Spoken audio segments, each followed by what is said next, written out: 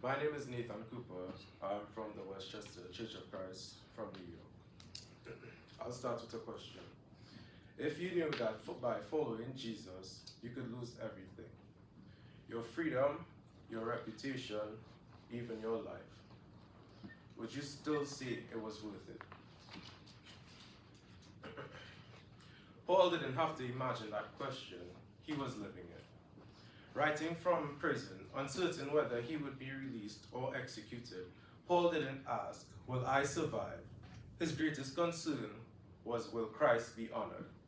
And am I living a worthy life for Christ? Philippians 1:19 says, for I know that through your prayers and the help of the Spirit of Jesus Christ, this will turn out for my deliverance. Here, Paul is most likely responding to a question asked by the Philippians. The question most likely being, Paul, do you think you will be released, or do you think you are going to die? But look at Paul's response.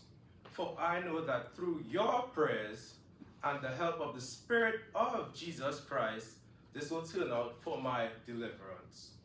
Notice that Paul's confidence isn't based on positive thinking or wishful optimism. He doesn't say, I know everything will work out because I am an apostle. His confidence rests on two things: the prayers of God's people and the help of the Spirit of Jesus Christ. Paul understood that he was not facing prison alone. The church was praying for him, and the Spirit of Christ was strengthening him. That is where true confidence comes from. Not in our circumstances, but in God's presence. When Paul speaks of deliverance here, he isn't only speaking about being released from prison. He also sees death itself as deliverance. You may ask, why would Paul see death as deliverance? Because Paul is living a life completely centered on Christ. What do I mean by that? Paul was so focused on Christ that if he lived, he could continue preaching the gospel, strengthening the churches, and leading others to Jesus. But if he died, he would receive what he desired the most, and that was to be with Christ forever. Either outcome resulted in victory because Christ was at the center of his life. In verse 20, Paul reveals what mattered most to him. It says, it is my eager expectation and hope that I will not be at all ashamed, but that with full courage, now as always, Christ will be honored in my body, whether by life or by death. Notice Paul's priority. He doesn't say, my greatest hope is to be released. He says, my greatest hope is that Christ will be honored. Freedom was secondary.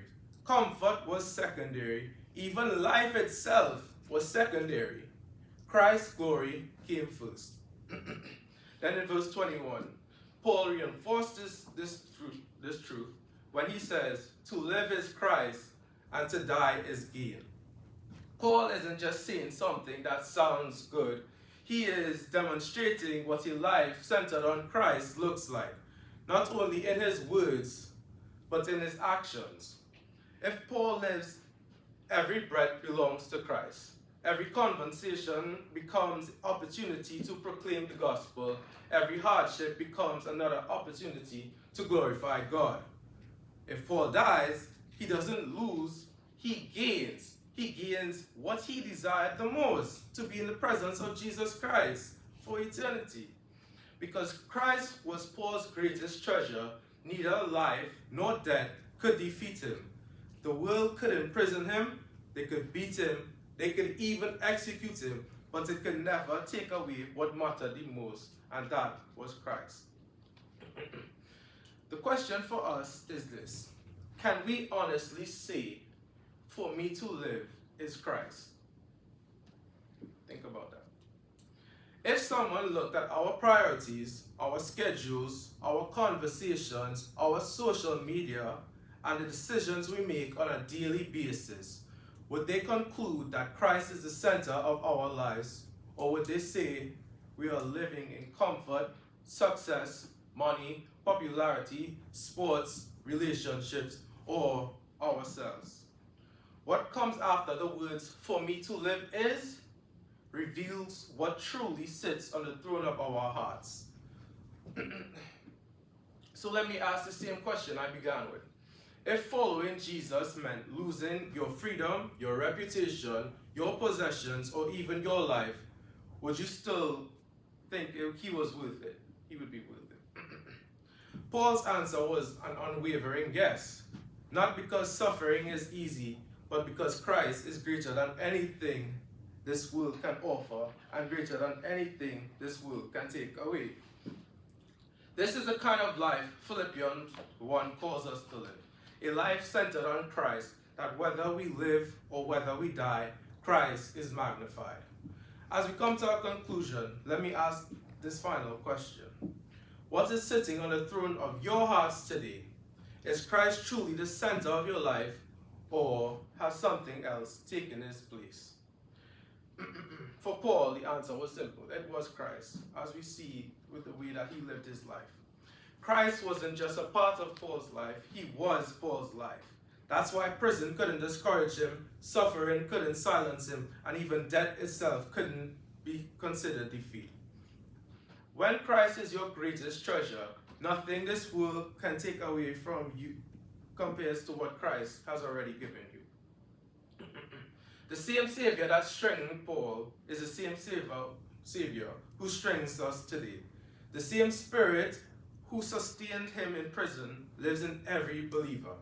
We may never face a Roman prison, but we all face moments when following Jesus cost us something. In those moments, we will choose comfort, or will we choose Christ? Paul's life reminds us that following Jesus isn't about living the safest life, it's about living the most faithful one. A life centered on Christ is never wasted, because whether we live or whether we die, Christ is glorified. So this week, don't just admire Paul's faith, imitate it, and live in such a way that your family, your friends, your co-workers, your classmates, and your neighbors can clearly see who's at the center of your life. And if there's one thing to take away, take it. Let it be this. Center your life on Christ and prioritize the gospel, and the Lord will deliver you. The message is yours.